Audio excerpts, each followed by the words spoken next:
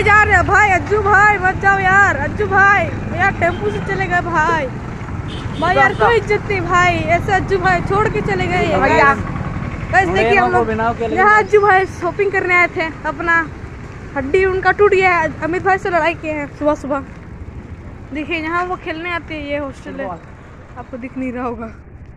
तो ये यहाँ वो सस्ता बियर पीने आते हैं। ये है राजू बुक स्टोर गाइस, और ये है अज्जू भाई के जीजा जी। जीजा जी, अरे जीजा आप अज्जू भाई के साथ नहीं गए? अज्जू भाई कहाँ गए? अज्जू भाई देखिए गाइस अज्जू भाई छोड़ के चले गए यार, उनका टेम्पू का बिजनेस है, वो सॉफ्टवेयर इंजीनियर, वो झूठ बोल रहे थे। वो टेम्पू भाई वो टेम्पू चलाते हैं।